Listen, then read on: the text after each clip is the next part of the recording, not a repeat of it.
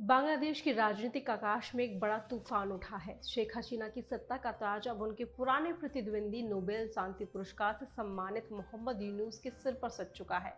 हसीना की सरकार का तख्ता पलट कर दिया गया है और अब बांग्लादेश की अंतिम सरकार का नेतृत्व यूनुस के हाथों में आ चुका है। 17 साल बाद बांग्लादेश में एक बार फिर सियासी तूफान आया है। जुलाई में आरक्षण को लेकर शुरू हुई हिंसक प्रदर्शन ने देश को हिला कर रख दिया। सैकड़ों लोगों की जान चली गई और शेख हसीना को मजबूरन देश छोड़ना पड़ा। अब यूनुस को बांग्लादेश के राष्ट्रपति मोहम्मद शहाबुद्दीन की अध्यक्षता में अंतरिम सरकार का नेता बनाया गया है। ये फैसला राष्ट्रपति भवन में हुई महत्वपूर्ण बैठक में लिया गया, जिसमें छात्र नेता और सेना के प्रमुख भी शामिल थे। यूनुस जो पहले भी सत्ता के खेल का हिस्सा रहे हैं, उन्होंने 2007 में बांग्लादेश के प्रधानमंत्री बनने का प्रस्ताव ठुकरा दिया था।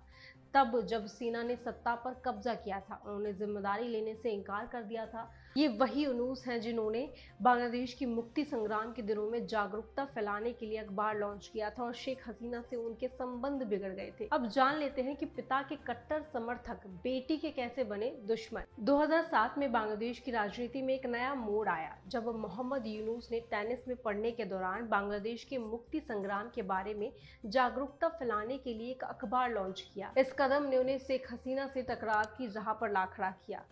शेख हसीना और यूनुस के बीच रिश्ते उस वक्त कड़वे हो गए जब यूनुस ने चुनाव में भाग लेने का निर्णय लिया। हसीना ने उन्हें भ्रष्टाचार के गंभीर आरोपों में घसीटते हुए कई कानूनी मामलों का सामना कराया। इसी के साथ ही हसीना ने यूनुस को विदेशी ताकतों की कठपुतली बताकर उन्हें के खिलाफ एक सख्त अभियान चलाया और वर्ल्ड बैंक को भी उनकी योजनाओं के खिलाफ उकसाया। नतीजा, यूनुस के खिलाफ 100 से अधिक केस दर्ज हुए और भ्रष्टाचार के आरोप में 6 महीने की जेल की सजा सुनाई गई। कभी शेख हसीना के पिता मुजीबुर रहमान के कट्टर समर्थक रहे यूनुस शेख हसीना के भी करीबी थे। हसीना ने पहले यूनुस की काफ़ी तारीफें की थी, उन्हें गरीबी हटाने वाला शख्स बताया था। लेकिन जैसे ही यूनुस ने शेख हसीना की तानाशाही नीतियों पर सवाल उठाए और अपनी नई पार्टी का गठन किया, हसीना और यूनुस के बीच की दुश्मनी ने एक नया मोड़ लिया।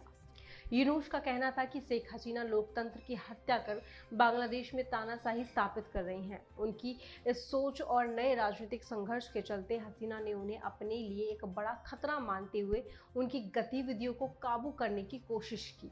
इसका सबसे बड़ा असर ये हुआ कि साल 2012 में वर्ल्ड बैंक ने पद्मा नदी पर पुल बनाने के लिए चंदा देने से इनकार कर दिया। इससे हसीना को लगा कि ये काम यूनुस का है और वे इतनी खफा हो गई कि उन्होंने कह दिया कि यूनुस ने अपने संबंधों का इस्तेमाल कर वर्ल्ड बैंक को गुमराह किया।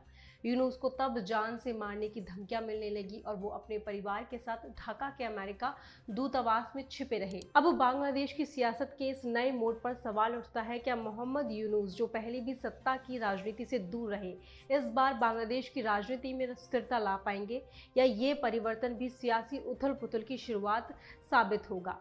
अभी के लिए इतना ही, बाकी आगे के अपडेट्स के लिए देखते रहें सूचक।